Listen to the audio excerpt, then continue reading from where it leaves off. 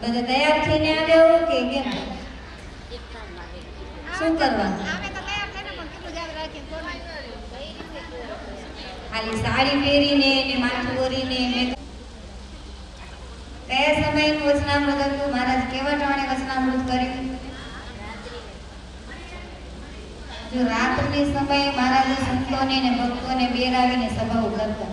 આપણે અત્યારે 9 સવારનું થાય ત્યાં સુધી નવરા નથી થતા.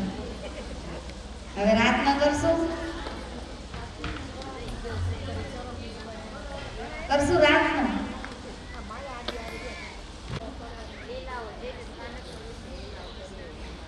મહારાજ કે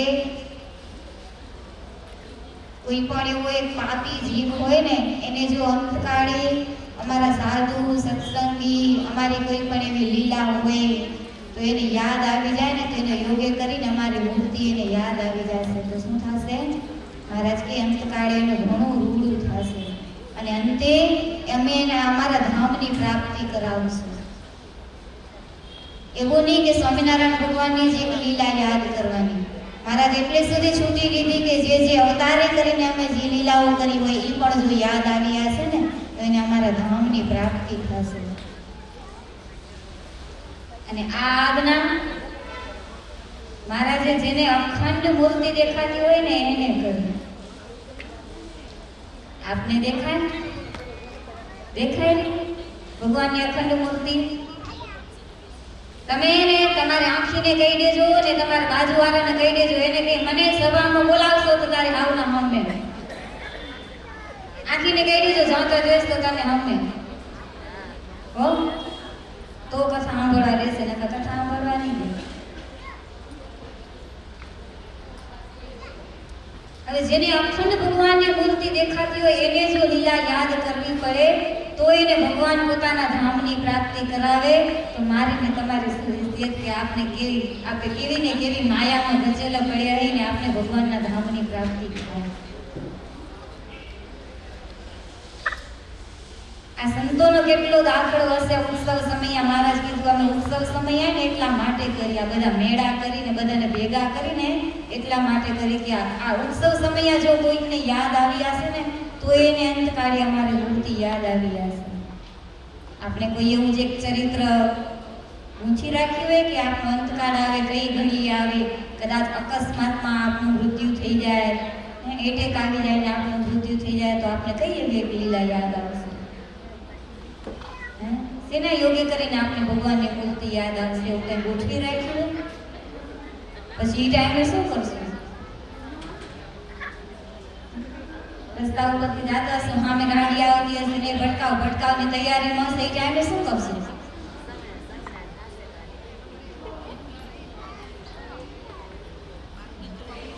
આપણે એવું એક ચરિત્ર ગૂંથેલું હોવું જોઈએ કે એને યોગ્ય કરીને આપણે ભગવાનની મૂર્તિ યાદ આવી જાય. આપણે તો સત્સંગી કહેવાય, જેને નિશ્ચય પાકો ન હોય અને બિન સત્સંગી હોય, કદાચ કાચો પાકો નિશ્ચય હોય, એને પણ ભગવાન એવી લીલાઓ કરતા કે એક પણ એવી લીલાઓ એને યાદ આવી જાય ને તો અંતકાળે ભગવાન એને એના ધામનું સુખ આપી દે. તો એક વખત મહારાજ ગઢપુરમાં હતા અને ધરમપુરથી સંગ આવ્યો હતો. કયા બાઈ કેવા ધરમપુરના? કુશળકુંવરબાઈ. મહારાજ એને ત્યાં 2 મહિના સુધી રોકાયા હતા અને કુશળકુંવરબાઈ એકાંતમાં મહારાજનું સુખ લીધું હતું. આજે ધરમપુરથી સંઘ આવ્યો એ ગઢપુરની અંદર અને સંઘ આવ્યો. મહારાજ લીંબતરો નીચે દાદાના દરબારની અંદર બિરાજમાન હતા સિંહાસન ઉપર. આગળ સંતો ભક્તો હરિભક્તોની સભા ભરાઈને બેઠી હતી. બાયુ આ બાજુ ઓરડાને ઉસરીમાં હતા અને આ સંઘ આવીને બેઠો ને જોયું. એ વખતે મહારાજના દાઢીના કેસ ને જે મસ્તક ઉપર જે બધા કેસ હોય ને એ બધો વધી ગયેલો હતો. આ જોઈને કોને એમ થાય કે મહારાજ આવી સેવા મને આપે તો ઠીક. વાળંદ ભક્ત હોય એને સહેજે એમ થાય ને કે આ કળા મારામાં છે, કદાચ મહારાજ આ સેવા મને આપે તો મારા કેવા ભાગ્ય ખુલી જાય. અને એ ધરમપુરના સંતની અંદર એક વાળંદ ભક્ત હતા, નાપિત ભક્ત. એનું નામ હતું ભાવરાવ. જેવું ભગતનું નામ એવો જ એને ભાવ જાગ્યો. મહારાજ આ સેવા મને આપે ને તો ઠીક, મહારાજના દાઢીના કેસને આ બધું વધેલું દેખાય ને, મારી ખલેચી હું સાથે લઈને આવ્યો, આ સેવા મહારાજ મને આપે ને તો બહુ સારું કહેવાય. હજી ભગત મનમાં સંકલ્પ જ કરે. અને એ જ વખતે જેવો ભગતે મનમાં પોતાના મનની અંદર સંકલ્પ કર્યો ને એટલે મહારાજે કેવું ચરિત્ર કર્યું. સિંહાસન ઉપર બેઠા બેઠા માથું ખંજોડવા માંડ્યા. શું કરેલા મહારાજ? મહારાજ માથું ખંજોડ્યું. મૂળજી બ્રહ્મચારી બાજુ બેઠા હતા ને એને એમ થયું કે મહારાજ આમ કેમ કરતા હશે, કંઈ થતું હશે. ઊભા થઈને જોયું હો કે કંઈક આગળ જીવડું બીવડું કંઈક આવી ગયું હોય, આ કરતું હોય તો ખંજવાળ આવતી હોય તો ખંજોરતા હોય. વળી કાંઈ નહીં, વળી મહારાજે પોતાનો હાથ નીચો કરી નાખ્યો. વળી થોડીક વાર થઈ, પ્રાગજી પુરાણી કથા માંગતો હતા, થોડીક વાર કથા માંગી, વળી 2-3 મિનિટ થી ને એટલે વળી મહારાજ પોતાનો માથું ખંજોરવા માંડ્યા. માથામાં ખંજવાળ શેની આવેલી? ભગતના મનમાં સંકલ્પની ખંજવાળ થાય ને એટલે મહારાજના મસ્તક ઉપર ખંજવાળ થાય છે. ભગતને સંકલ્પ થયો કે આ સેવા મહારાજ મને આપે તો ઠીક. અને આ બાજુ મહારાજ માથું ખંજવાળે અને મૂળજી બ્રહ્મચારી મહારાજને કહે, અરે મહારાજ તમને કઈ થાય છે? શું થાય તમને? તમારો સેવક હું હાજરા હજુર છું. મહારાજ કે અમારા કેસ બહુ વધી ગયા ને કોઈ વાળંદ ભક્ત આવે ને તો અમને આ વતું કરી દે ને તો ઠીક પડે. અને આ બાજુ ધરમપુરનો જે સંઘ આવ્યો હતો ને, સંઘની અંદર હરિભક્તો હતા ને એને બધાને ખબર હતી કે આ ભાવરાવ વાળંદ છે ને વાળંદનું કામ કરે, વતું કરવાનું કરે.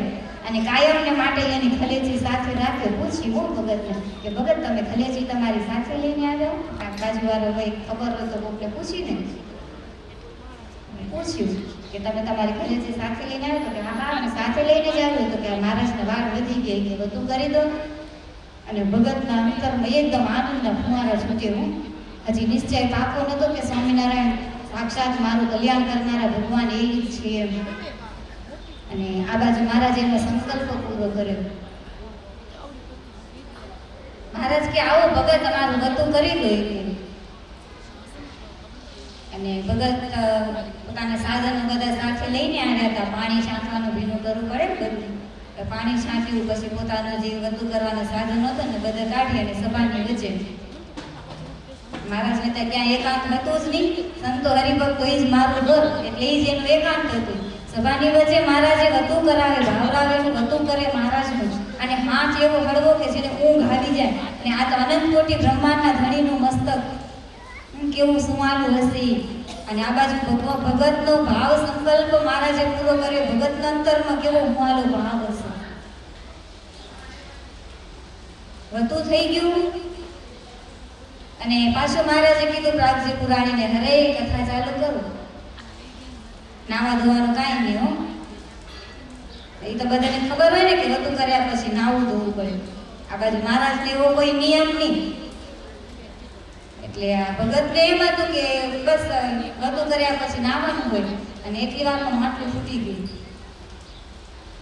બસ નાવા ધોવાનું કાંઈ નહીં, બધું કર્યું સભાની અંદર, કદાચ તો ભગવાન કરે, મારો સંકલ્પ પૂરો કર્યો તો ભગવાન હશે. પણ પાછી ડાયરેક્ટ કથા ચાલુ, અને પ્રાગજી પુરાણી કથા કરે. દોઢ બે કલાક જેટલો સમય નીકળી ગયો. બપોરે 12:30નો સમય થઈ ગયો. હવે જમવાનો ટાઈમ થયો, અને મૂળજી બ્રહ્મચારી આવ્યા મહારાજની પાસે. મહારાજ, તમે બધું કરી હોય, અને મોડી બપોર થઈ ગઈ, અને જમવાનો સમય થઈ ગયો હતો. આપ આવો, સ્નાન કરી લો, કથાની સમાપ્તિ કરાવો. હજી સ્નાન કરવાનું હોય બાકી, અને ભૂખ લાગી હશે તો જમવાનું તૈયાર છે, થાળ. મહારાજ કે બ્રહ્મચારી એમ કરો ને, રહેવા દો ને, કે આજે બહુ મોડું થઈ ગયું તો અમને ભૂખ ઘણી લાગી. નાવા ધોવાનું તો ક્યાં, હવે જન્મો જન્મ નાય ધોયા જઈએ. નાવા ધોવાનું રહેવા દો, અને અહીંયા જ થાળ લઈ આવો. એમ કરો, સંઘ આવ્યો ને તો અમે આ સભાની અંદર જ થાળ જમી લઈએ, એટલે સભાના દર્શન થાય. પૂરેપૂરું માટલું ફૂટી ગયું ભગતનું. નામ શું હતું?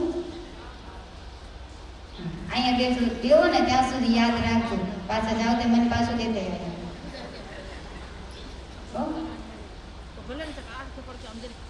ભગતનું માટલું ફૂટી ગયું કે આ તો નાવા ધોવાનું કાંઈ નહીં. ફરી કથા વાંચવા માંડ્યા, કથા સાંભળી, અને હાથા હવે જમવાનું ટાઈમ થયું તો થાળે અહીંયા સભાની અંદર તો ઠીક, પણ નાયા ધોયા વગરનો થાળ.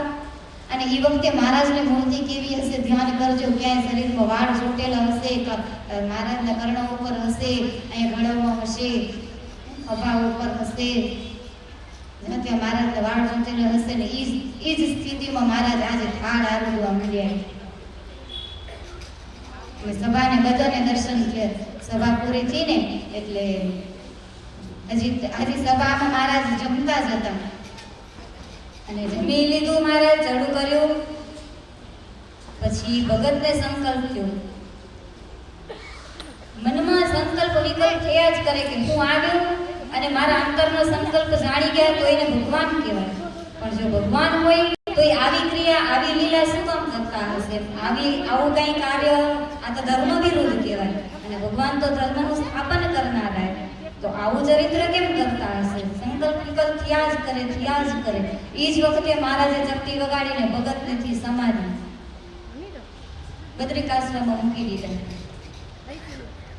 સભાની અંદર સમાધિથી બદ્રિકાશ્રમમાં ગયા ભગત. બદ્રિકાશ્રમમાં ગયા ને તો આ તો ઋષિ મુનિઓ બધા ભરતખંડના ભક્ત આવ્યા, એમ કરીને ભગતનું સ્વાગત કર્યું અને સમજાવ્યા એને કે તમે જે ગઢપુરની અંદર દાદાના દરબારમાં જેનું વતું કર્યું ને, એ ખરેખર સ્વામિનારાયણ ભગવાને અંતે તમારું કલ્યાણ ઈ કરશે. અને બદ્રિકાશ્રમના મુક્તોએ જ્યારે આ ભાવરાવને સમજાવ્યા ને ત્યારે 25% નિશ્ચય થયો, પાછા સમાધિમાંથી જાગ્યા. વળી મહારાજે એ જ વખતે સમાધિ કરાવી. જેવી આંખ ખોલે ને પાછી આંખ બંધ કરે, કેમને ઝટકા આવે એની જેમ આંખ ખોલે ને બંધ કરે. વળી મહારાજે સમાધિ કરાવી, વૈકુંઠમાં મૂક્યા. વૈકુંઠના મુક્તોએ ભગતને સમજાવ્યા કે તમે જેનું વતું કર્યું અને તમારી સામે જે થાળ આરોગે ને, એ જ તમારા કલ્યાણના કરકલે, તમે એનું જ ભજન કરો, જાઓ પૃથ્વી ઉપર. અને ભગતને 50% નિશ્ચય થયો. એમ થયું કે આ કે નહીં કદાચ કાજુ કહેતા હશે, કેમ કે ત્યાં ગયો તો એ મને એમ કીધું કે આ વૈકુંઠના મુક્તોએ મને એમ કીધું કે એ જ ભગવાન. 50% નિશ્ચય થયો. હવે મહારાજે એને ગોલોક ધામમાં મૂક્યા.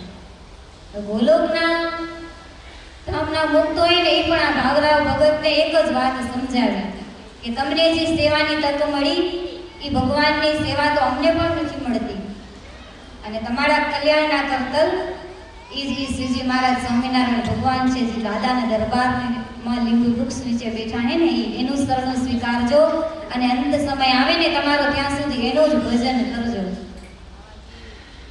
75% નિશ્ચય થયો. હવે કેટલું થયું? હવે એ કઈ કરાવવું પડે. છતાં પણ હજી ભગતને નથી મનાતું. એમ થઈ ગયું, વળી જાગીને આંખ ખોલે ને એટલે વળી મહારાજના શરીરમાં વાળ દેખાય, કટકટ થયેલો. વળી સંકલ્પ થાય એટલે મહારાજે હવે અક્ષરધામમાં મૂક્યા. પૂરેપૂરો નિશ્ચય થાય પછી અક્ષરધામની પ્રાપ્તિ થાય. હજી 25% બાકી અને મહારાજે અક્ષરધામમાં મૂક્યા. અને અક્ષરધામના મુક્તોએ ભગતને એમ કીધું કે ભગત તમે જેની સેવા કરીને એ ભગવાનની સેવા અમને જે અહીંયા કને અક્ષરધામની અંદર તખતમાં બેઠા હે ને સ્વામિનારાયણ ભગવાન અમે જેની સેવા કરીને ને એ જ ભગવાન તમને પૃથ્વી ઉપર મળ્યા છે અને એનું ભજન કરશો ને ત્યાં આ ધામની અંદર આ ભગવાનની સેવા કરવા તમને મળશે અને ભગતને પૂરેપૂરો નિશ્ચય થઈ ગયો 100%. હવે એની અંત ઘડી આવે એનો અંત સમય આવે ત્યારે એને આ લીલા ચરિત્ર યાદ આવે કે ન આવે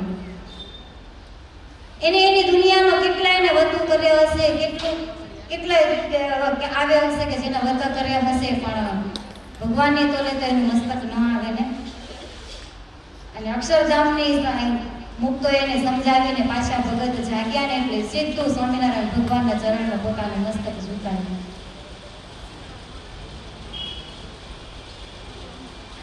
મહારાજ થાળ જમી જડું કરી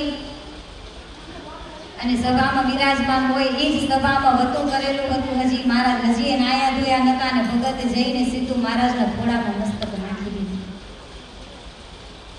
રોયા હો મહારાજ મારી ભૂલ થઈ ગઈ, મને માફ કરી દો મહારાજ, મને ખબર નહીં કે આ તો અમે તો જીવ કહેવાય ને તોય તમે તો ભગવાન કહેવાઓ, અમારા જે કોઈ પણ ગુનાહ હોય ને એને તમે માફ કરી દો.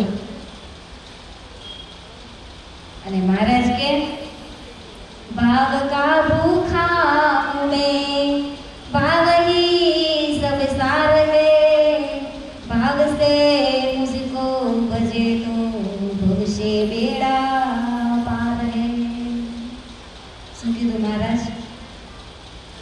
મહારાજ કે તમે અમારી સેવા કરી એના અમે ભૂખ્યા નતા, કે કોઈ અમારી સેવા કરે ને એની ભૂખ અમને નથી.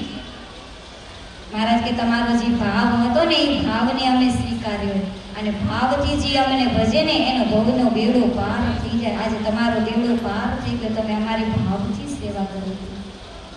મોર જેટલા આંસુ પગાવે ભગત મહારાજના ખોળામાં રહીને મહારાજના ચરણારવિંદ પલાળી દીધા. એટલો પસ્તાવો થયો ભગતનો. એક માની ગોદ, એક સંત એવા ગુરુની ગોદ અને એક પરબ્રહ્મ પુરુષોત્તમ નારાયણની ગોદ. આ ત્રણ જગ્યાએ જેને માથું ટેકવવાનો સમય મળે ને એને જેવો અહેસાસ થાય ને ક્યારેક જિંદગીમાં એવો અનુભવ કરવો. કેમ કે આલોકના જેટલા સંબંધો હશે ને કદાચ આડાઅવડા થશે, થોડાક સુખ આવશે, આપણે કોઈ વાલામાં વાલું હશે, આપણે ફ્રેન્ડ હશે, ઘરમાં માતા પિતા હશે, બીજા બધા હશે, સંબંધીઓ હશે, એનો પ્રેમ ને કદાચ વધતો ઘટતો રહેશે. સ્કૂલમાં ભણતા ને તો પહેલા એવી કવિતાઓ આવતી, હવે તો ભણતર કેવી હશે ખબર નહીં. વરસે ઘડી કવ્યોમ વાદળી રેલો, માળીનો મેઘ બારે માસ રે, જનનીની જોડે સખી નહીં જડે રેલો. બીજું દ્રષ્ટાંત દીધું, ગંગાના નીર તો વધે ઘટે રેલો, સરખો એ પ્રેમનો પ્રવાહ રે, જનનીની જોડે સખી નહીં જડે રેલો. આકાશમાંથી ભગવાન કદાચ ઇન્દ્રને આજ્ઞા કરીને વરસાદ વરસાવતા હશે ને તો ક્યારેક વરસાદ થોડોક થશે, ક્યારેક ઘણો થશે, અતિવૃષ્ટિ થશે, સમય એવો આવે ને તો અનાવૃષ્ટિ પણ થશે, દુષ્કાળ પડશે. પણ એક માનો પ્રેમ એવો હોય કે કાયમને માટે અહીં ગંગાના પ્રવાહની જેમ વધતો ને વધતો રહેશે, કોઈ દિવસ એનો પ્રેમ નહીં ઘટે. આજે ભાવરાવને જે અનુભૂતિ થઈ ને ભગવાનના ખોળાની અંદર મસ્તક નાખ્યું હોય ત્યારે એ અનુભૂતિ એ ભગત આપને સમજાવે કે એ અનુભૂતિ આપણને કરવાની.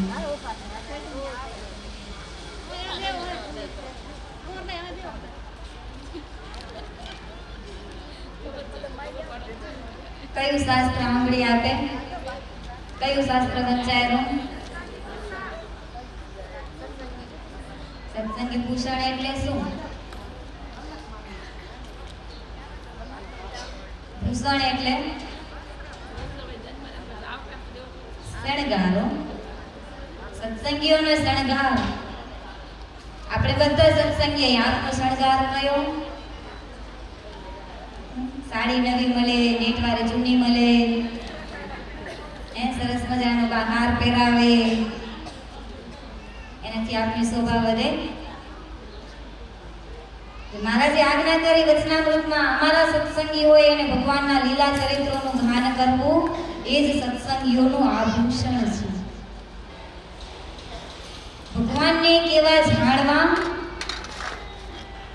એનું જ્ઞાન આપણને થાય એ જ સત્સંગીઓનું આભૂષણ. જો મહારાજની શોભા એના શણગારને લીધે નથી.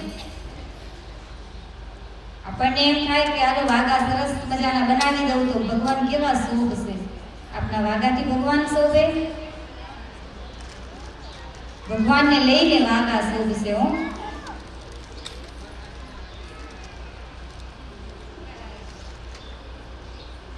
સતી સન્નારી હોય, પતિવ્રતા નારી હોય, એનું પણ આભૂષણ હોય. વિધવા નારી હોય એ પણ એના ધર્મ પ્રમાણેનું પણ આભૂષણ હોય.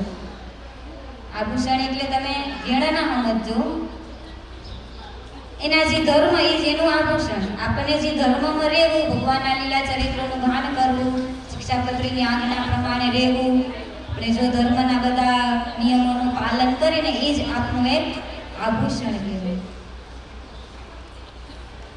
કથાના વક્તાને શ્રોતાનું નામ કહેશો? કોણ કેને કથા સાંભળાવે?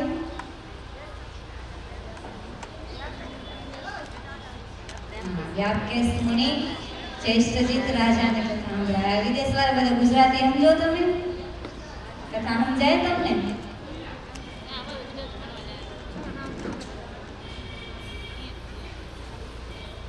વ્યાપકેશ મુનિ જ્યેષ્ઠજીત રાજાને કથા સાંભળાવે. કથા સાંભળવાનો બહુ જ આનંદ આવે છે.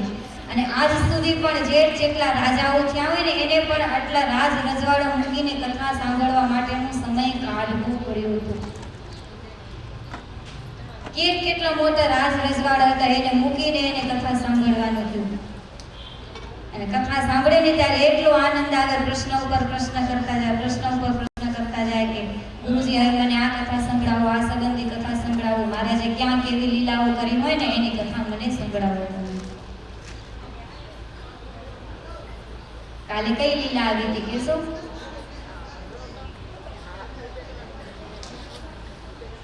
રાત હાલી ગઈ ને ભેગી હાલી ગઈ ને? રાત મજા આવતી હતી?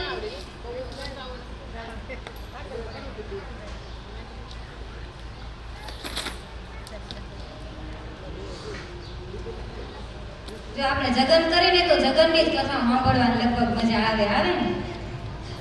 વ્યાપકેશ મુનિ જ્યેષ્ઠજીત રાજાને કથા સંભળાવે કે સ્વામિનારાયણ ભગવાન જ્યારે આ પૃથ્વી ઉપર રહ્યા અને બ્રાહ્મણોને ચોરાસીઓ કરીને ત્યારે કેવી ચોરાસીઓ કરી હતી, કેવી કેવી તૈયારીઓ કરાવી હતી, કેટલા ભક્તોને સુખી કર્યા હતા, એ સંબંધી મને કથા સંભળાવે. એ રાજન, તું જેની કથા સાંભળવાની ઈચ્છા રાખે ને એ જ ભગવાન સ્વામિનારાયણે જેતલપુરની અંદર મહાવિષ્ણુ યાગ કર્યો. બ્રાહ્મણોની કેટલી અવળાઈઓને સહન કરીને પણ આ ભગવાન દયાળુ એવા સ્વામિનારાયણ ભગવાનની બ્રાહ્મણોનું પણ કલ્યાણ કર્યું.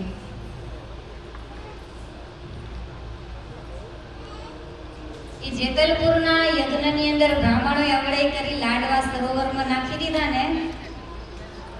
આવે છે યાદ આવ્યું એટલે કહી દઉં. લાડવા નાખી દીધા ને ત્યારે નિષ્કુળાનંદ સ્વામી કોઈક બ્રાહ્મણને કીધું હશે કે તમને લાડવા ખાવા હોય એટલા ખાઓ, આમ બગાડો શું કામ એમ. પેલા બ્રાહ્મણે ને નિષ્કુળાનંદ સ્વામીને આ બચકું ભરી લીધું. નિષ્કુળાનંદ સ્વામીના હાથમાં બટકું ભરી લીધું. એ કેટલી અવળાઈ હશે. આ બધી અવળાઈઓને સહન કરી અને મારા જેવા યજ્ઞો કરી અને એ બ્રાહ્મણોનું કલ્યાણ કર્યું. નિષ્કુળાનંદ સ્વામી મહારાજની પાસે આવ્યા ને તો જોયું, મહારાજ નિષ્કુળાનંદ સ્વામી ફરિયાદ નહોતી કરી કે બ્રાહ્મણો આવું કરે, તમે આટલી ચોરાસી કરીને જમાડો, દાન દક્ષિણાઓ આપો, છતાં પણ બ્રાહ્મણો આવી અવળાઈ કરે, અમને બટકા ભરી લે. મહારાજે જોયું ને એટલે મહારાજે પૂછ્યું નિષ્કુળાનંદ સ્વામી કે સ્વામી આ શું થયું તમને તમારા હાથની અંદર? અરે મહારાજ એ તો હોય થોડું ઘણું. પછી મહારાજ જ્યારે બ્રાહ્મણોને દક્ષિણાઓ દેતા હતા ને ખોબે ખોબા, ત્યારે મહારાજે ભલામણ કરી કે ભલા થઈને લાડવા જેટલા ખાવા હોય એટલા ખાજો, ભલા થઈ અમારા સાધુને કોઈ ન ખાજો. લાડવા જેટલા ખાવો એટલા ખાજો, માછલાને ખવડાવજો, સરોવરમાં નાખી દેજો, અમારા સાધુને બટકા ન ભરજો. અને આવી અવળાઈઓ સાંભળીને મહારાજે યજ્ઞ કરીને એ બ્રાહ્મણોનું કલ્યાણ કર્યું. એ દબાણની અંદર 18 દિવસનો મહાવિષ્ણુ યાગ કર્યો મહારાજે. દબાણનો યજ્ઞ પૂર્ણ થયો પછી જેટલા સીધું સામાન લાડવા વગેરે બધું વધ્યું હતું ને એ બધું મહારાજે બ્રાહ્મણોને આપ્યું. અને બહુ ભારેમાં ભારે એવી દક્ષિણાઓ આપી. અને પછી મહારાજે એમ છતાં લાડવા વધ્યા ને એ બધા બ્રાહ્મણોને ફાંટ ભરી ભરીને દીધા કે જાઓ તમારા ઘરે તમારા સંબંધીઓને ખવડાવજો. તો દાન દક્ષિણા આપી, જમવાનું દીધું, ઘરના માટે લાડવાનું બધું જે વધ્યું હતું એ બધું દીધું. અને અંતે મહારાજે ભલામણ કરી કે આ અમારા સ્વામિનારાયણના યજ્ઞને યાદ કરજો.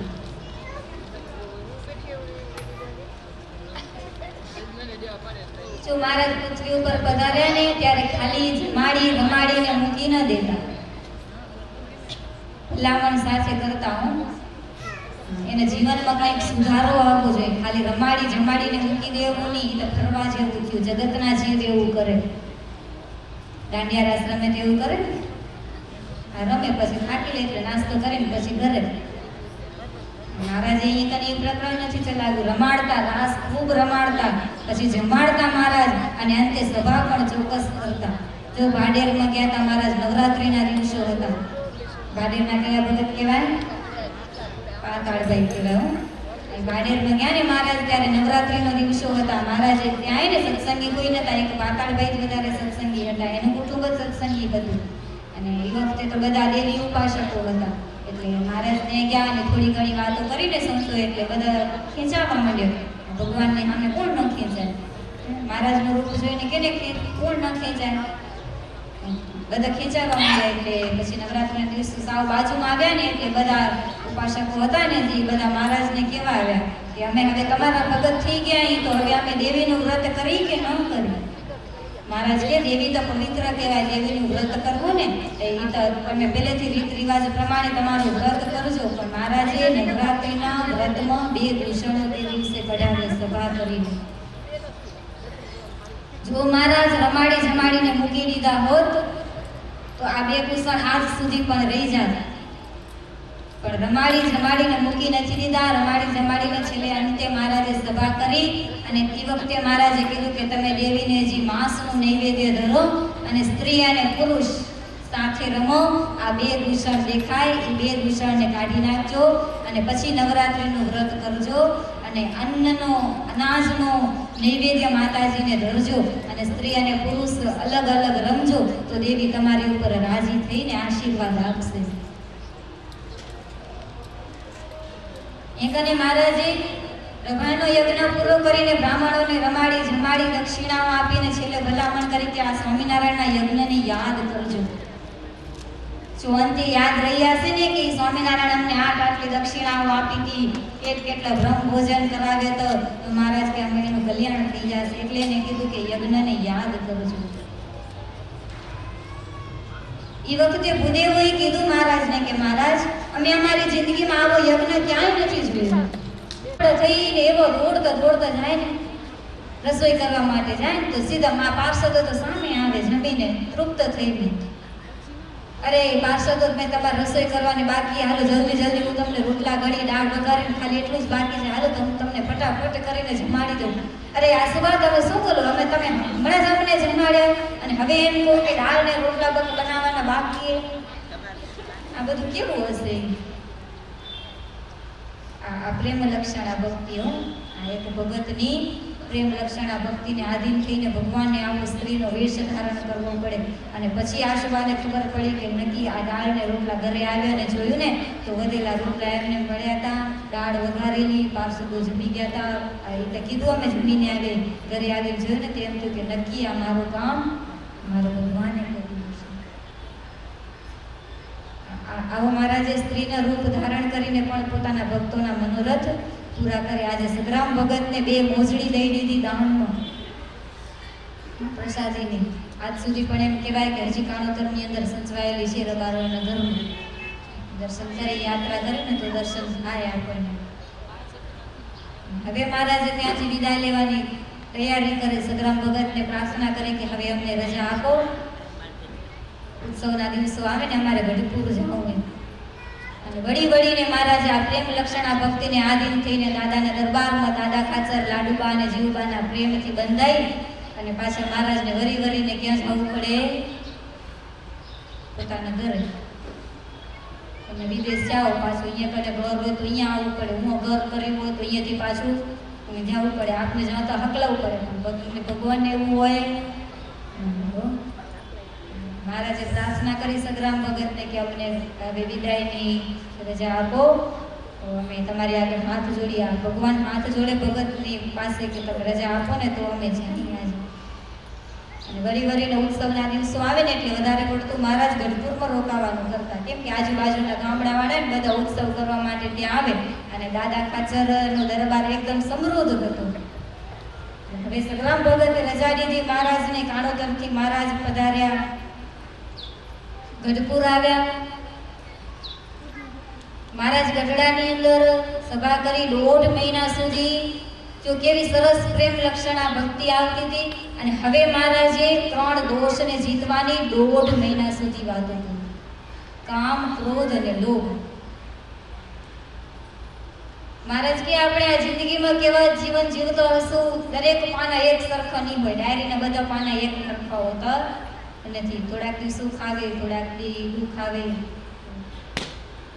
પેલી ઓલું આવે ખબર, ઊંચી નીચી કર્યા કરે જીવનની ઘટમાળ. ભરતી તેની ઓટ છે ને ઓટ પછી જુવાળ. આ લોકના દરિયાની અંદર જો ઓટ ને ભરતી ને બધું આવતું હોય તો આ તો સંસાર સાગર. ક્યારેક સુખ આવે, ક્યારેક દુઃખ આવે. કેવી પ્રેમની સરસ મજાની કથા આવતી હતી ને હવે પાછી દોષને જીતવાની કથા આવે. એવો જ આનંદ આવે કે કઈ ફેર પડે?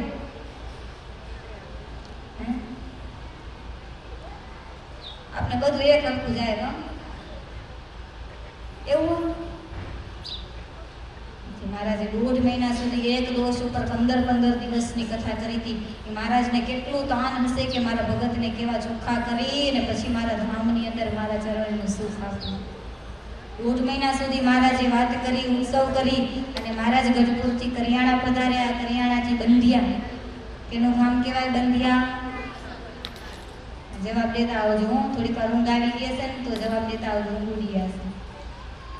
ઊંઘ આવતી હતી નથી આવતી. બંધિયાના ડોસાભાઈ કહેવાય. એના ઘરે મહારાજે ઉપર મેળી ઉપર મુક્તાનંદ સ્વામીને દીક્ષા લીધેલી. હજી મેળી પ્રસાદીની છે બંધિયામાં. મુક્તાનંદ સ્વામીને જ્યાં દીક્ષા લીધી ને એ મેળી હજી છે પ્રસાદીની.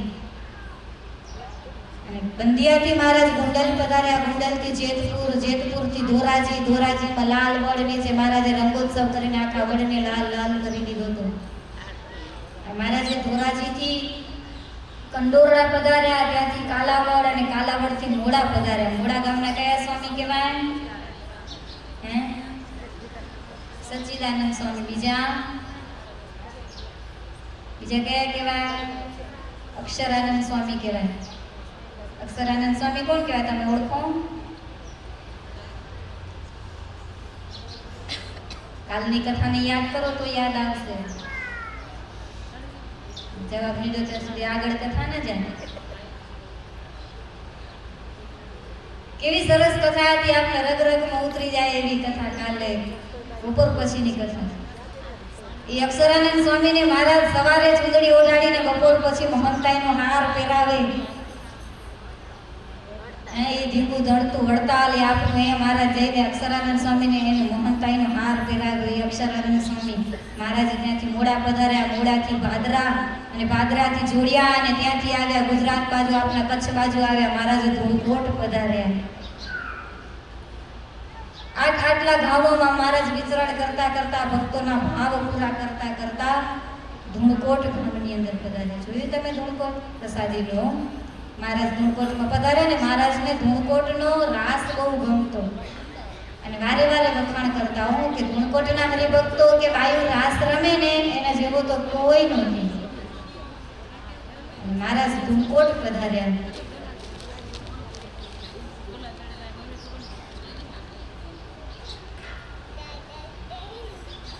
ધૂળકોટમાં મહારાજ રાસ રમાડ્યો. હરિભક્તોના ઘરે થાળ જમી રાત્રિ રોકાણ કર્યું 2 દિવસ. આપના અયોધ્યા પ્રસાદજી મહારાજ ને એ પણ ધૂળકોટમાં આવ્યા ને ત્યારે રાસ રમાડ્યો. એમ કે મહારાજને બહુ રાસ રમાડવાની મોજ થતી અને મહારાજ બહુ ધૂળકોટનો હોય ને રાસ બહુ વખાણતા. એટલે અયોધ્યા પ્રસાદજી મહારાજ ધૂળકોટમાં આવ્યા ને તેનો રાસ રમાડ્યો હરિભક્તોને. અને મહારાજ આવ્યા હતા એને ખબર હતી. પછી અયોધ્યા પ્રસાદજી મહારાજે ને રાસ રમાડ્યો. સંતો હતા ધૂળકોટની અંદર. એ ધૂળકોટની અંદર જેટલા સંતો હતા ને રાસ રમાડી અને પછી અયોધ્યા પ્રસાદજી મહારાજે કીધું કે તમે રાસ છે ને બહુ સરસ રમ્યા, તો અમે રાજી થઈ ગયા. એ તમે જે વસ્તુ માંગો ને એ વસ્તુ અમે તમને આપી. શું મંગાવ્યું?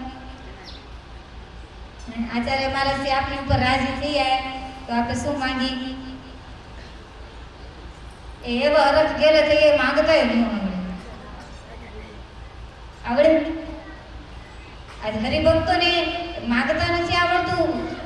એમ કે મહારાજ શ્રી રાજી થઈ ગયા, આચાર્ય મહારાજ રાજી થઈ ગયા તો શું માંગી અમે? અને સંતોને મંદિરે પૂછવા ગયા કે સંતો અમારી ઉપર આચાર્ય મહારાજ અયોધ્યા પ્રસાદજી મહારાજ ને બાપજી રાજી થઈ ગયા, અમને માંગવાનું કે તો અમે શું માંગી એની પાસે? અને સંતો શું શીખડાવ્યું ખબર? આચાર્ય મહારાજની પાસે મહારાજની પ્રસાદીની ચાખડી છે. તમે એમ કરો એ માંગી લો અને એ ચાખડી ને તમે મંદિરમાં પધરાવજો. એટલે આજ સુધી તમને રોજ કાયમને માટે અને આખા ધૂળકોટમાં જેટલા દર્શન કરવા માટે હરિભક્તો આવે ને બધાને દર્શન થાય. એટલે તમે એ ચાખડી માંગી લો. અને આ બાજુ હરિભક્તો આવે આચાર્ય મહારાજ અયોધ્યા પ્રસાદજી મહારાજની પાસે અને 2 હાથ જોડીને પ્રાર્થના કરી કે બાપજી તમે માંગવાનું કહેતા હતા ને તો તમારી પાસે જે પૂજામાં ચાખડી ને એમને પ્રસાદીને આપી દો. અને આને તો જીવ જાય ને એવું ચૂપ કે ને મને તારો જીવ દઈ દે દેવાય. કેવો કઠણ લાગે? અયોધ્યા પ્રસાદજી મહારાજને બહુ જરાક કઠણ વધારે લાગ્યું કે અમારા માતૃશ્રી સુવાસુની ભાભીને ઘનશ્યામ મહારાજે પ્રસાદીની દીધી હતી અને હવે એ પ્રસાદીની ચાખડી મને હરિભક્તોને દઈ દેવી પડશે. પણ એક હરખ હતો કે આજ સુધી મારા જીવનમાં મને મળેલી પ્રસાદીની વસ્તુ એની મેં પૂજા કરવા મળી, એનો એને આનંદ હતો.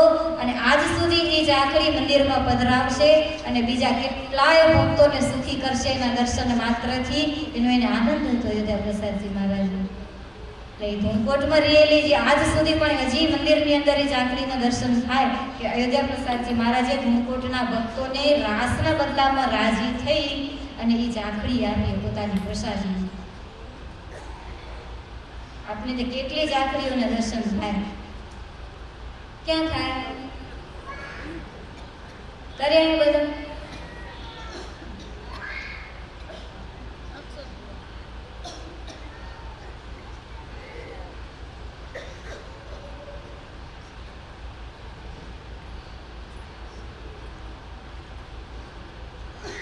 ધૂળકોટના ભક્તોને રાજી કરી અને મહારાજ ત્યાંથી પીપળિયા પધાર્યા. રણને ઉલ્લંઘીને વાગડમાં રહેલું માંડિયાથી ધમડકા પધાર્યા. ધમડકાથી ભુજ અને ભુજમાં સ્વામિનારાયણ ભગવાને પુષ્પ દોલોત્સવ કર્યો. કચ્છના હજારો હરિભક્તો ત્યાં આવેલા. ગંગારામ મલનગરે મહારાજે પુષ્પ દોલોત્સવ કર્યો ને એ તો જોવા જેવું થયું.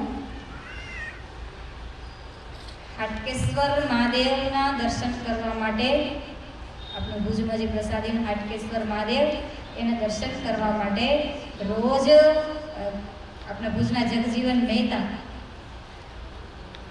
જે હિંસામય યજ્ઞ કર્યો હતો એ રોજ ત્યાં દર્શન કરવા માટે આવતા.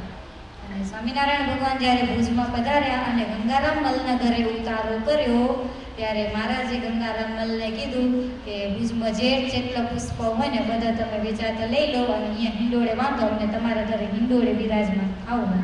ગંગારામ મલ આખો ભુજમાંથી ફૂલ ભેગા કર્યા, આખો ભુજમાંથી બધા ફૂલને વેચાતા લઈ લીધા અને પોતાના ઘરે હિંડોળો બાંધ્યો. એ વખતે ભગત સત્સંગ બહુ વધારે હતો. રામાનંદ સ્વામીનો મૂળ સત્સંગ કરાવેલો એટલે ભુજની અંદર. અને ગંગારામ મલના ઘરે પુષ્પ દોલોત્સવ થાય, મહારાજ હિંડોળે ઝૂલે એટલે આખું ભુજ ઉમટે, સત્સંગી ગણ બધો દર્શન કરવા માટે ઉમટે. અને સવાર થાય ને જગજીવન મહેતા આ તો રજોગુણી માણસ કહેવાય અને જેવા જાગે ને કહેવાય બ્રાહ્મણ, પણ બ્રાહ્મણત્વ નહોતું. જેવા સવારે 8-9 વાગે જ્યારે જાગતા હોય ને ત્યારે દર્શન કરવાનું એક નિયમ હતું. શિવ ભક્ત હતા એટલે હાટકેશ્વર મહાદેવના દર્શન કરતા. એમ સવારે આવ્યા ને દર્શન કરવા માટે તો મહાદેવને એક ફૂલ પૂજા કરેલું નહીં. પૂછ્યું પૂજારીને કે કેમ આજે મહાદેવજીની પૂજા નથી કરી? તો કે પૂજા તો કરી હતી કે પણ ફૂલ એકે મળ્યા નથી આજે. તો કે કેમ દરરોજ મળી જાય ને બજારમાં ફૂલ વેચાતા ન મળે? તો પેલા ગંગારામ મળે ને એના સ્વામિનારાયણ માટે હિંડોળો કરવા માટે લઈ ગયા કે આખી ભુજમાંથી વેચાતા લઈ દે. એને કેવી ચડે? એને મહારાજે ઉપદેશ આપવો જોઈએ ને આ કામ ક્રોધ ને લોભ. એને તે દિવસે સભામાં બેસાડ્યો હોત તો હિંસામય યજ્ઞ ન કરે. આજે મહારાજે ભુજમાં પધાર્યા, ભુજથી રવા પર પધાર્યા, ક્યાં છેક પહોંચી ગયા? કૂદકામાં તો ભગવાનને વાર લાગતી. એ તો હવાઈ માર્ગે ઉડ્યો, એને એરોપ્લેનની જરૂર ન પડે, સંકલ્પ માત્રથી મહારાજ કરે. અને ભુજથી રવાપર પધાર્યા. આપણું અબડાસાનું ગામ રવાપરથી કાળા તળાવમાં રવજીભાઈને મહારાજે ભૂતકાળમાં આજ્ઞા કરેલી, એ આજ્ઞાનું ઉલ્લંઘન કરેલું. કઈ આજ્ઞા હશે?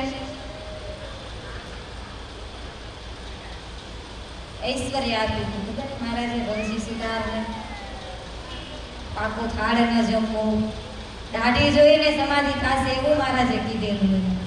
અને આજ્ઞા કરેલી કે તમે ઐશ્વર્ય આપેલું કે તમારી દાઢીને કોઈક જોશે ને તો એને સમાધિ થઈ હશે એમ. પણ મહારાજે એને આજ્ઞા ટકોરે કરેલી કે કોઈ તમને અમારા ભગત હોય અને પાકો થાળ બનાવીને જમાડે ને તો એ ક્યારેય જમવો નહીં. 6 મહિના પહેલા શ્રીજી મહારાજ જ્યારે કચ્છમાં પધાર્યા હતા ને ત્યારે રવજીને એમ કીધેલું કે તને અમે ઐશ્વર્ય આપીએ છીએ પણ કોઈ જીવ મુમુક્ષુ તારી પાસે આવે અને એ સંકલ્પ કરશે ને તો એને સમાધિ થઈ જશે તારી દાઢી જોઈને. અને સંકલ્પ પ્રમાણે એને જેટલા સંકલ્પ હશે અક્ષરધામ જોવું હશે, બ્રહ્મલોક, એને વૈકુંઠ ગૌલોકના દર્શન કરવા હશે, જેવા જેવા એના સંકલ્પ હશે ને એ બધા સંકલ્પ એના પૂરા થશે. મહારાજ કે એને તો કંઠી બંધાવજે અને અમારું ભજન કરાવજે એ જીવને. પણ રવજીભાઈને મહારાજે કીધેલું કે તું કચ્છના દૂરના વિસ્તારમાં સત્સંગ કરાવજે પણ કોઈને ઘેર પધરામણી કરવા તું જતો નહીં. આ પેલી આજ્ઞા કરી મહારાજે, કોઈના ઘરે પધરામણી કરવા જાવું નહીં. જો માન સન્માન થાય ને તો ત્યાં બંધાઈ જવાય. એટલે મહારાજે એને આજ્ઞા કરી દીધી કે આટલું ઐશ્વર્ય હોવા છતાં તમને કોઈના ઘરે પધરામણી કરવી નહીં. ગામના ચોકની અંદર સભા કરવી પણ પધરામણી ક્યાંય કરવી. કોઈ પાકો થાળ લાવે તો તે થાળને જમીશ નહીં, સ્વીકારીશ નહીં, તારું મહારાજ નહીં સ્વીકારું. એકાંતિક ભક્ત એવી આજ્ઞાનું પાલન કરે.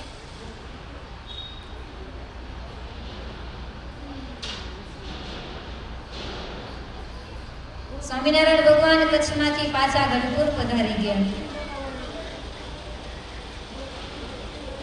રવજી સુધારને આટલું ઐશ્વર્ય અને એટલી આજ્ઞા કરી અને પાછા મહારાજ ક્યાં ગયા? ગઢપુર પધારી ગયા મહારાજ.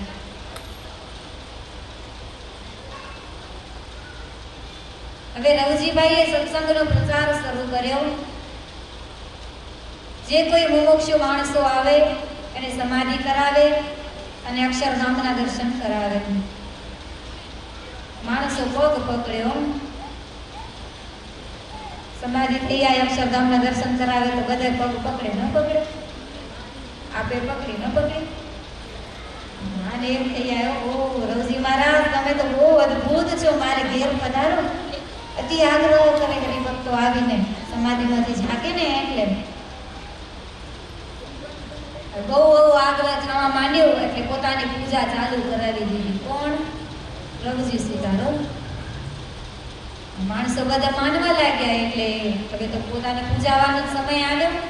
હવે પૂજાઓ ચાલુ થઈ. મહારાજની આજ્ઞા હતી કે કોઈને ઘરે જાવો નહીં. અતિ આગ્રહ કરે તો હવે જવા માંડ્યા અને ભૂલાઈ ગયું કે મહારાજની આજ્ઞા નથી. કેમ કે મહારાજે એની અંદર જેટલું ઐશ્વર્ય છે કે સમાધિ કરાવીને અક્ષરધામના દર્શન કરાવી શકે, તો મારામાં પણ એટલું ઐશ્વર્ય છે કે હું સમાધિ કરાવીને એને ભગવાનના દર્શન કરાવી શકું છું એમ.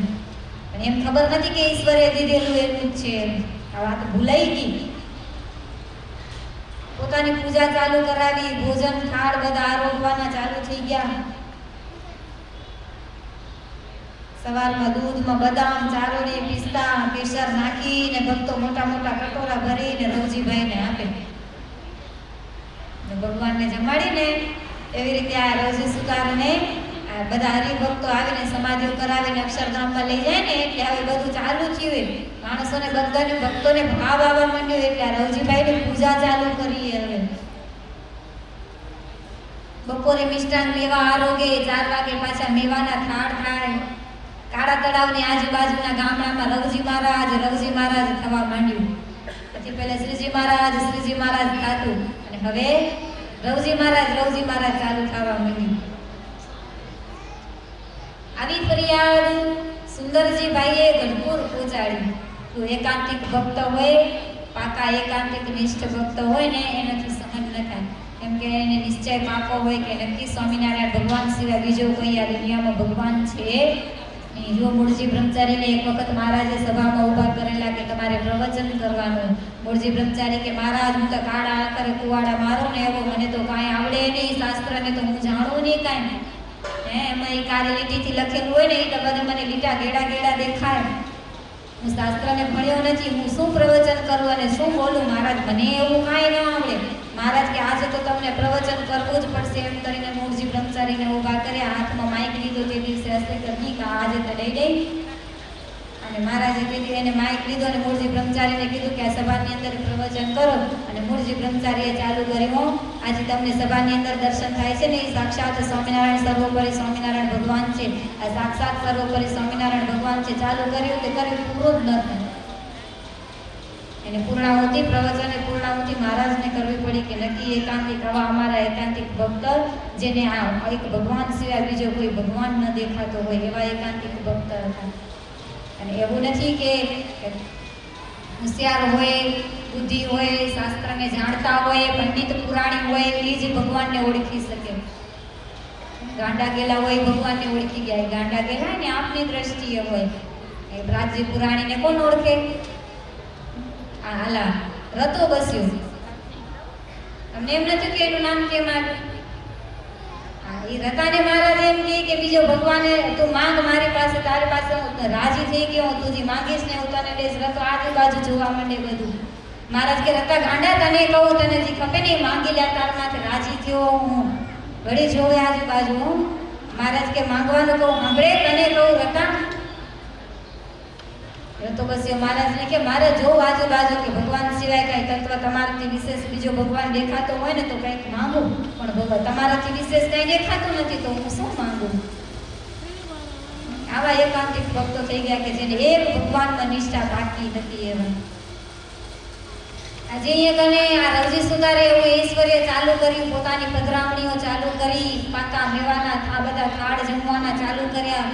સુંદરજીભાઈને ચિંતાથી સુંદરજી સુતારને અને ફરિયાદ પહોંચાડી છે. ગઢપુર ફોન કર્યો મહારાજને. મહારાજને કીધું મહારાજ તમે રવજીભાઈને ઐશ્વર્ય આપ્યું પણ તમે જે આજ્ઞા કરી હતી ને એ આજ્ઞાઓ બધી જ ભૂલાઈ ગઈ. મહારાજને સમાચાર મળતાની સાથે ગઢપુરમાં મહારાજ પોતાના સાથળ ઉપર એકદમ પોતાનો હાથ પછાડ્યો અને મહારાજે કીધું કે રવજીભાઈનો ફ્યુઝ ઉડી ગયો લાગે. સમાચાર કોણ મોકલાવ્યા હતા? સુંદરજી સુતારે સમાચાર મોકલાવ્યા હતા કે તમે જે આજ્ઞાઓ કરી હતી ને બધું ભૂલાઈ ગયું અને ભગવાન થઈને હવે પૂજાવા માંડી ગયા. અંધારું દબ થઈ ગયું, બધું ઐશ્વર્ય ખેંચાઈ ગયું. પંખો અભિમાન કરે કે મારામાં તાકાત છે પણ હું બધાને હવા આપું છું. આપણે પંખાની સ્વિચ ચાલુ કરે ને તો પંખાને અભિમાન આવી જાય કે બધાને હવા હું આપું એમ. હવા કોણ દે? એ ભગવાનના હાથમાં. હું એ પંખાની સ્વિચ ચાલુ થાય ને હવા દેવી ને એ ભગવાનના હાથમાં. આજે રવજી સુતારનું ઐશ્વર્ય મહારાજે અહીંથી ગઢપુરથી સ્વિચ બંધ કરી નાખી, કાળા તળાવમાં બંધ થઈ ગયો પંખો.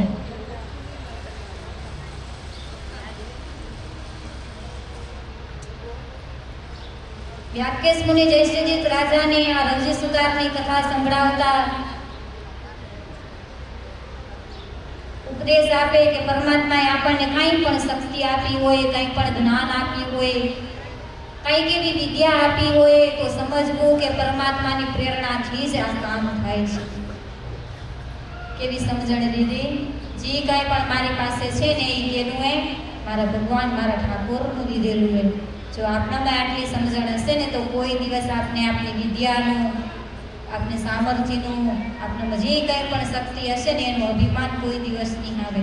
મહારાજે કીધું કે જે કંઈ પણ આપણી પાસે જે કંઈ પણ છે એ કેનું લીધેલું એ ભગવાનનું લીધેલું એવું હોય ને તો કોઈ દિવસ આપને અભિમાન નહીં આવે. પણ જે માન રાખવાનું મહારાજે વચનામૃતમાં કીધું હોય કે કોઈક એવો દુષ્ટ આવીને આપણા ભગવાનને કે સંતનું ઘસાતું બોલે તો એવાની આગળ કેવું થઈને જવાબ દેવો? સુરવીર થઈને જવાબ દેવો. એની છાયામાં દબાવવું નહીં. મહારાજ કે એ વખતે તો બ્રહ્માનંદ સ્વામી નો જન્મ 1828ની સાલમાં થયો. એ ખાણથી બ્રહ્માનંદ સ્વામી ભણવા આવ્યા ને ત્યારે ભુજમાં આવ્યા ને તેની ઉંમર 18 વર્ષની હતી. 18 વર્ષની ઉંમર હતી. પાઠશાળામાં દાખલ થયા અને એ વખતે એના ગુરુજી અભયદાન ગઢવી કહેવાતા. એને ભણાવતા બ્રહ્માનંદ સ્વામીને, લાડુદાનજીને. એ અભયદાન ગઢવી એને ભણાવતા અને અભયદાન ગઢવી પણ એવા જ નિર્માની હતા. એકદમ વિદ્વાન પોતે અને એટલું નિર્માની પણ કે જેવા ગુરુની અંદર ગુણ હોય ને એવા શિષ્યમાં ઉતરતા. એક વખત ગુજરાતની રાજ રજવાડામાંથી કોઈક એવું કવિ હતો, એક પોતાના વખાણ કરતો કરતો અભયદાન ગઢવીની પાસે આવ્યો અને એ જ વખતે લાલુદાનજીનું સ્થાન પણ અભયદાન ગઢવીની સામે હતું. બે જણા બેઠા હતા. હવે આ કવિ આવ્યો પોતાના વખાણ કરતો. મારા જેવો કોઈ કવિ નહીં, હું તો કેટલા રાજ રજવાડાને જીતીને આવ્યો હું. મારા જેવી કોઈને કવિતાઓ ગાતા ના આવડે, કોઈને કવિતાઓ બનાવતા ના આવડે. અને આજે જો તમારી ઈચ્છા હોય ને અભયદાન ગઢવી તો હું તમારી સામે એક કવિતા ગાઉં. અભિમાન હતું એને કે હું મારું એક નવું કાવ્ય બનાવીને લઈ આવો એમ. અભયદાન ગઢવીની અંદર જરાક મૂંઝવણ થવા માંડી. પણ આ બાજુ લાડુદાનજી ભગવાનનું દીધેલું પાર્ષદ પ્રસાદીના ભગત કહેવાય એટલે લાડુદાનજીને ખબર પડી ગઈ કે ગુરુજી મૂંઝાયા. પણ ગુરુજીને કહી દીધું કે કાવ્ય સાંભળી તો ખરા આપણે એનું. અને અભયદાન ગઢવીએ પેલાને આદેશ દીધો કે તમે તમારું કાવ્ય રજૂ કરો અમારી સામે.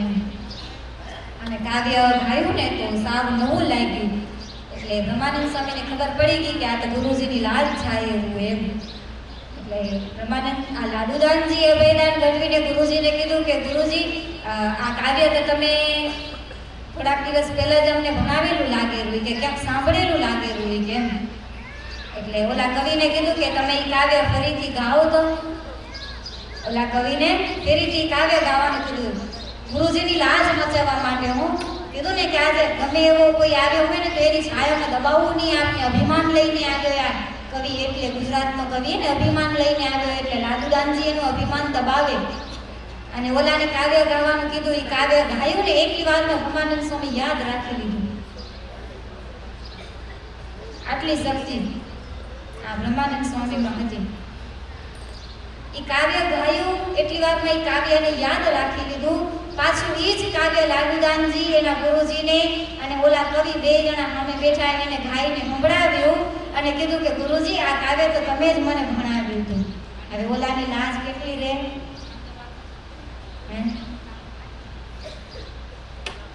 આલી શક્તિ હતી બ્રહ્માનંદ સ્વામીમાં. એ બેરખો મારીને મહારાજ એને કીર્તન બનાવવાનું કે વિચાર કરો. એક વસ્તુને જોઈને એને એમ થઈ જાય કે હું આ મહારાજનું કીર્તન બનાવું.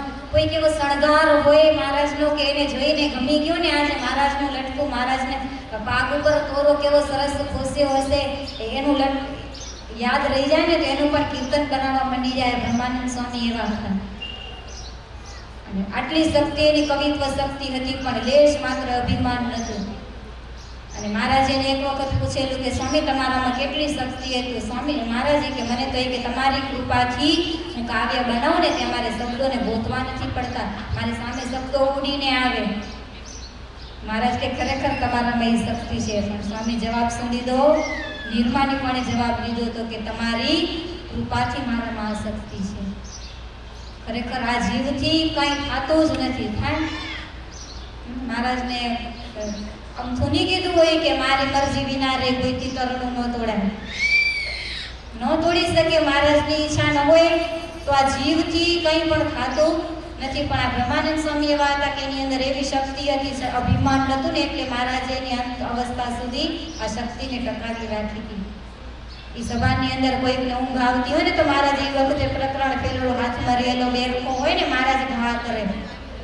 અને આ બ્રહ્માનંદ સ્વામીને ઊંઘ આવે એને મહારાજ ઘા કર્યો. પેલો સુરાકાજર ઉપર ઘા કર્યો, એ ઊંઘતા હતા, લઈને આવ્યા મહારાજની પાસે, લીધો. પછી સામે ઊભીને જોવે બ્રહ્માનંદ ઊંઘે.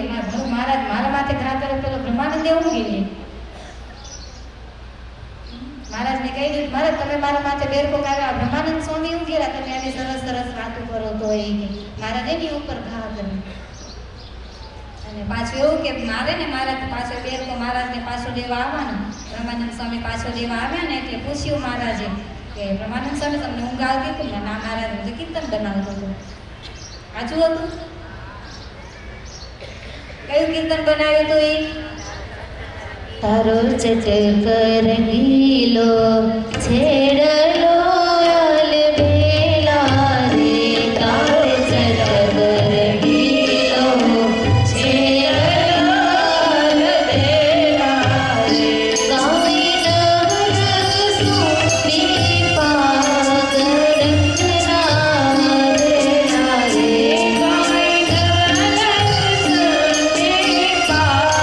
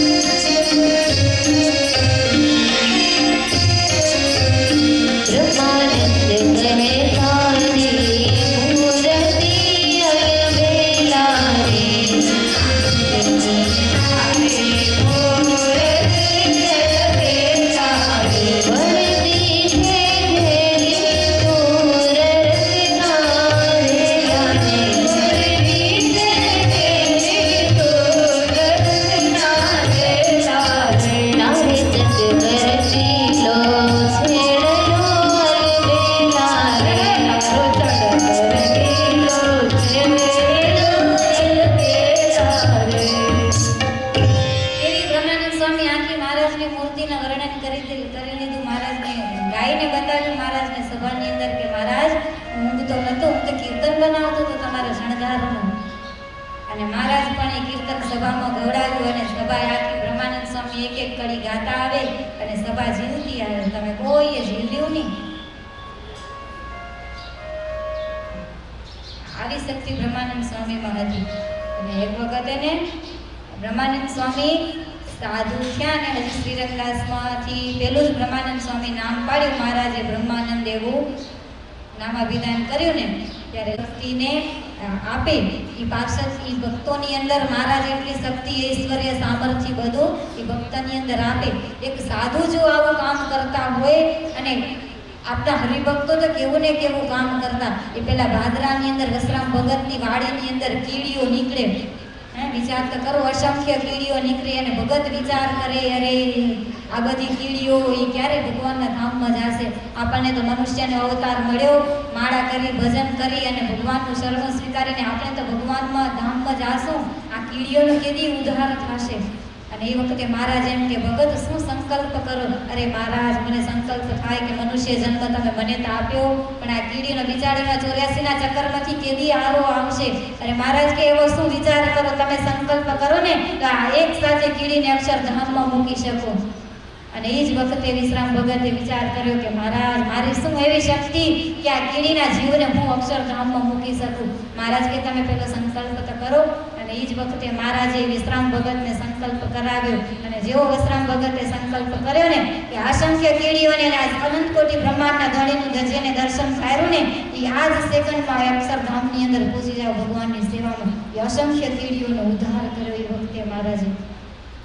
એ કીડીના જીવને બ્રહ્મરૂપ થઈ અક્ષરરૂપ થઈ અને એ વિમાનમાં બેસતા હોય ને અક્ષરધામમાં જતા હોય ને આવા મહારાજે એને દર્શન કરાવ્યો વિશ્રામ ભગતને. એક ભગવાનનો એકાંતિક ભક્ત હોય એવું નથી કે સાધુ હોય એને જ મહારાજે એટલી શક્તિ આપે. જો એ ઝીલી શકે એ કને મહારાજે રવજી સુધારનું આપણે આખ્યાન સંભળાવીને એમ કીધું કે જેટલી આપણામાં શક્તિ હોય એનું જો અભિમાન આવ્યું ને તો એ બધી શક્તિ એનો તરત નાશ થઈ જશે. પણ જો આ દીધેલું હોય એ બધું કેનું લીધેલું હોય? મહારાજનું લીધેલું હોય. મારામાં જેટલી કંઈ પણ આવડત એ બધી કોની લીધેલી એ? મારા ભગવાનની લીધેલી. આવું જે સમજણ હશે ને તો મહારાજ એમ કીધું કે એ સમજણને લઈ અને એ જીવ ભગવાનના અક્ષરધામમાં પહોંચી જશે.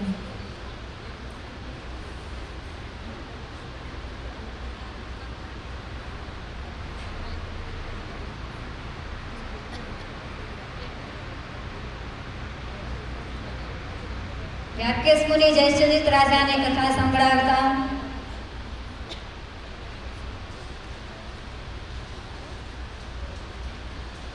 એક ભગતના સંકલ્પથી મહારાજ એ જીવનો ઉદ્ધાર કરતા હોય, અસંખ્ય જીવને અક્ષરધામમાં પોતાના ચરણનું સુખ આપતા હોય. તો આજે અક્ષરઓરડીની અંદર બેઠા મહારાજ એને કથા સંભળાવે જયસુદિત રાજાને.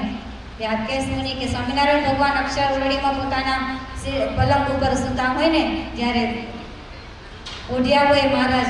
એ જ વખતે મૂળજી બ્રહ્મચારી નીચે પોઢેલા હોય અને અડધી રાતનો સમય હોય ને ત્યારે એક એવો ગાંડો ગેલો માણસ અક્ષરઓરડીની અંદર આવી ગયો, ઘૂસી ગયો. બ્રહ્મચારીને ખબર ન પડી. આ એક બ્રહ્મચારીની નિદ્રાને દેનારા ભગવાન એક આ ભગતનું કલ્યાણ કરવા માટે એને અક્ષરધામમાં અક્ષરનો અધિકારી બનાવવા માટે એ ભગતને અક્ષરઓરડીનો દરવાજો ખોલી અને મહારાજજી પલંગ ઉપર પોઢેલા હતા ને મહારાજ હંમેશ આડે પડકે શું થાય એટલે પલંગનો સેજે જગ્યા થાય ને એક બાજુ જગ્યા થઈ જાય. મહારાજ આડે પડકે હોય એટલે એક બાજુ જગ્યા થઈ જાય ને ગાંડો ગેલો માણ આવ્યો ને એ હુઈ ગયો મહારાજની હારે.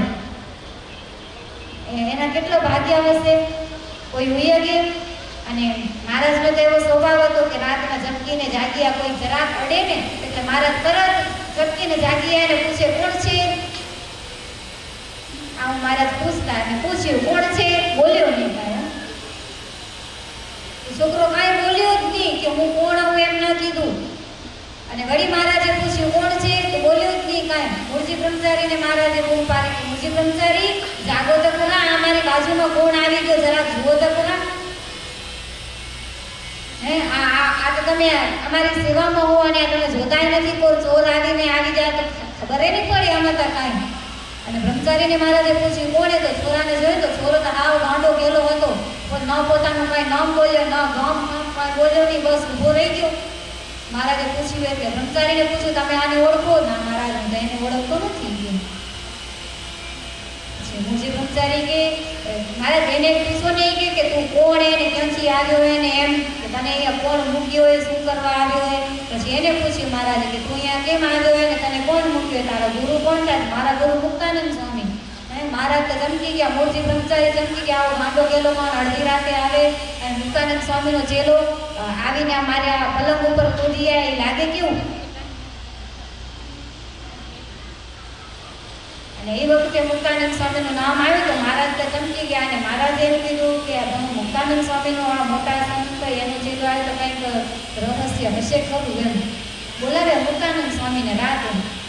સાધુને જાયગામાંથી મુક્તાનંદ સ્વામી બોલાવ્યા, મૂળજી બ્રહ્મચારીને મૂક્યા, જાઓ બોલાવો સ્વામીને. અને સ્વામી આવ્યા, હો મૂળજી બ્રહ્મચારી આવ્યા, બ્રહ્મચારીની સાથે મુક્તાનંદ સ્વામી અક્ષરવડીમાં આવ્યા. તો આ તો ઊભો હોય, હા આમ નમાલો થઈને ગાંડું ગયેલું માળ કેવું હોય એવું થઈને ઊભો હોય. મુક્તાનંદ સ્વામી તો ઓળખી ગયા. મુક્તાનંદ સ્વામીને આવ્યા, જેવા આવ્યા ને એવા બે હાથ જોડ્યા, એટલું આવડતું હતું એને, સ્વામીએ શીખડાવ્યું હતું. હાથ જોડ્યા મુક્તાનંદ સ્વામીને. એટલે મહારાજને એમ થયું કે નક્કી આ મુક્તાનંદ સ્વામીને ઓળખતો લાગે, હજુ તો ખરું એમ નામ લીધું મુક્તાનંદ સ્વામીનું. એટલે પણ કસોટી તો કરવી પડે ને કે મોટા એવા સાધુનું નામ લીધું પણ સાચો ચેલો કે ખોટો ચેલો એમ ખાલી નામ લઈ દે એનાથી ના હાલે ને. એટલે નામ લીધું. મુક્તાનંદ સ્વામીને પૂછ્યું મહારાજે કે સ્વામી તમે આને ઓળખો? તો કે હા મહારાજ આને તો હું ઓળખું કે આ તો સુરતનો છોકરો હોય, નાનું એવું બાળક હતું. એટલે આ વણ સમજણે નતું અને ભર યુવાની નથી, એવું એક નાનું બાળક હતું. અને મુક્તાનંદ સ્વામી કીધું મહારાજને કે મહારાજ અમે જ્યારે સુરત ગયા ને ત્યારે એની બેન અમને એને સીધું સામાન શાકભાજી ને ફળ ને જે હોય ને બધું અમને લઈ આવીને દેતી. એની બેન એને એકદમ ભાવવાળી હતી અને આ છોકરાને ગળે કંઠી બાંધી છે ને એ એની બેનના આગ્રહથી અમે કંઠી બાંધી. એની બેન કે મારો ભાઈ ગાંડો ગયેલો હોય, સ્વામીને કોઈને કંઠી બંધાવીને સત્સંગી કરે. એમ કરીને એને સત્સંગી કર્યો. હવે ક્યાંથી ફરતો ફરતો અહીંયા તમારી પાસે આવ્યો અને કલ્યાણ લેવા માટે આવ્યો હશે મહારાજ, મને ખબર નથી. પછી મૂળજી બ્રહ્મચારીને કીધું મહારાજે કે મહારાજ આને કે મૂળજી બ્રહ્મચારીને કીધું મહારાજ કે આને ઠપકો નડે જોઈએ કે ભલે રહ્યો અહીંયા કને અમારી અક્ષર રોટલીનું. આવા મહારાજ દયાળુ. આ સ્ત્રી ભક્તોના મનોરથ પૂરા કરે, એવા ગાંડા ગયેલા ભગતો એના મનોરથ પૂરા કરે, એવા પુરુષ ભક્તો પ્રેમી ભક્તો એના ભાવ ભગવાન પૂરા કરે, સાધુના સંકલ્પોને પૂરા કરે ને એવા ભગવાન આપણને મળ્યા. આપણને આપના મનોરથ જે કોઈ પણ હશે ને એ ભગવાન પૂરા કરશે, પણ આપણો ભાવ શુદ્ધ હોવો જોઈએ. આપણે ભગવાનની પાસે કંઈ પણ માંગણી કરી તો આપણો ભાવ એકદમ શુદ્ધ હોવો જોઈએ, તો આપના ભગવાન બધા મનોરથ પૂરા કરે. આજ સુધી પણ કરે જ છે. હજી આપણે એમ થાય કે તે દિવસે ભગવાન મનોરથ પૂરા કરતા હતા ને શું આજે નથી કરતા? જેની ભગવાન મનોરથ પૂરા કરતા હતા આજે એ જ ભગવાન આપણા માટે અહીંયા પ્રત્યક્ષ બિરાજમાન એ જ ભગવાન છે. તો એ દાદા ખાચરને સોદામ ગયા પછી ગળામાંથી કાઢીને ગુલાબનો હાર પહેરાવતા હોય તો એ આ જ ભગવાન નતા? એ વખતે પણ પાર્થિવ દેવનો તો અગ્નિ સંસ્કાર થઈ ગયો હતો.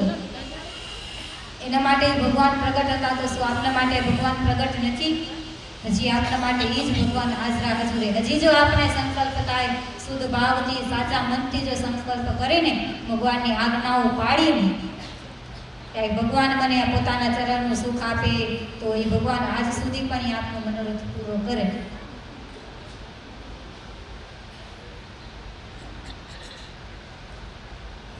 હાલો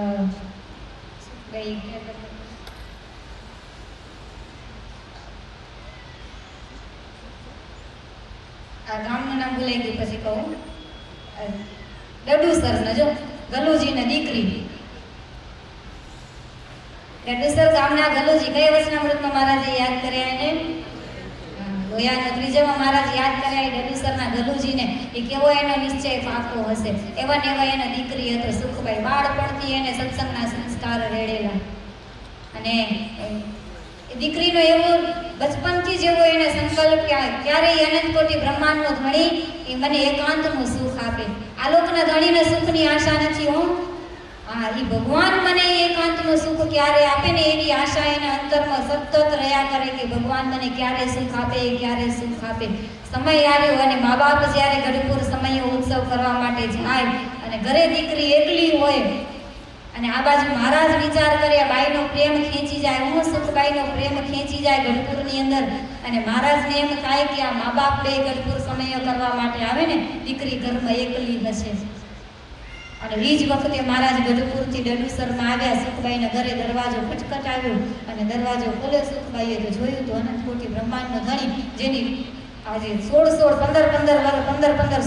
વર્ષ સુધી જેની ઝંખના હતી કે ભગવાન મને એકાંતનું સુખ ક્યારે આપે, એ ભગવાન આજે દરવાજો ખોલીને સીધા એના દર્શન થાય ને કેવો આનંદ આવતો હશે. અને દરવાજો ખોલ્યો, મહારાજને ઘરમાં પધરામણી કરી અને મહારાજને બે હાથ જોડીને વિનંતી કરી, હો મહારાજ આજે 15 વર્ષ થઈ ગયા, મહારાજ મને તમારી મૂર્તિની ઓળખાણ થઈ ને તે દિવસથી મને સંકલ્પ થાય કે આલોકના જીવમાં તો કેટલા ફેરા કરીને આવ્યો, 84ના ચક્કરમાંથી ફેરા કરીને આવીને ત્યારે મને તમારું સુખ નથી મળ્યું, મને તમારું સુખ લેવાની ઈચ્છા આવી. મહારાજ એમ કરો, મારા મા બાપે ને હમણાં ઘરે નથી અને 15 દિવસનું કરી અને ગઢપુર જે ઉત્સવ કરવા માટે તો તમે મારા ઘરમાં રહી અને 15 દિવસ સુધી મને એકાંતનું સુખ આપો. આજે સ્વામિનારાયણ સંપ્રદાય ઇતિહાસ સાક્ષી પૂરે કે 15 દિવસ સુધી એકાંતનું સુખ આપ્યું બને તો એ ડડુસરના ગલુજીની દીકરી સુખ બને. 15 દિવસ સુધી મહારાજ એના ઘરે રોકાયા અને 15 દિવસ પૂરા થાય અને એમ કહેવાય કે ભગવાનનો ભગત હોય અને એવા તો ઘણા પેલા દાદાના દરબારમાં ચાંચું કરવા વાળો હતો દાદા કાચરને ને એબલ બાપુને ને કિનાર કે તમારી દીકરી જુવાન ને સ્વામિનારાયણ જુવાન એકાંતમાં રહીને શું કામ કરતો છે, આ દરબારને શોભે નહીં, શું ગલીજુને કહેવા વાળા નહીં હોય કોઈ? તો એ તો મહારાજ એમ કહે કે અમારા અર્થે ને સંતને અર્થે એ શું ન કરે, લોક લાજનો ત્યાગ કરે. આજે ભારે બધા વાતો કરે અને જેવા 15 દિવસ પૂરા થાય ને એવા આ બાજુ ગલુજી ને એના ઘરવાળો બે જણા ગામની અંદર પ્રવેશ કરે ને તો જેવો ગામમાં પ્રવેશ કરતાની સાથે જ એને આવા ચાંચિયા ભેગા મળે અને કે હો મારા સ્વામિનારાયણ ને તારી દીકરી 15 વર્ષની જુવાન અવસ્થા, વિચાર તો કરો 15 દિવસ સુધી જુવાન દીકરીને એકલી મૂકીને જાય, પાછળ શું ઘરમાં કામ કર્યું હશે. અને ગલુજીની કેવી નિષ્ઠા પાકી, મહારાજને ત્યાં એને વચનામૃતમાં નામને એને યાદ કરવા પડે. ગલુજી કે એ ભગવાન અને ભગવાનના ભગતનો પ્રેમ છે ને એનો સગો બાપ પણ ઓળખી શકતો નથી. આ સત્સંગના સંસ્કાર રેડનારો સગો બાપ પણ એ ભગવાન અને ભગવાનના ભગતની પ્રેમ નથી ઓળખી શકતો. એ ગલુજીને લેસ માત્ર સંશય ન થાય કે સ્વામિનારાયણ ભગવાનની સાથે મારી દીકરી 15 દિવસ સુધી રોકાણ, રાજી થાય ઉલટાના કે દીકરી કેવું ભગવાનનું સુખ લઈ લીધું, એવું સુખ મને ક્યારે મળશે. એક આપણે ઈર્ષા કરવી ને તો આડી કરવી. કોઈક ભગવાનને વાલું થઈ જાય, હાલો ને આપણે ભગવાનને વાલા થઈ જાય. હા એવું ઈ કેટલી ઉઠી ભગવાન વહેલે ઉઠીને ભગવાનની ભક્તિ, હાલો ને હું કરું આવું કરવાનું આપણે.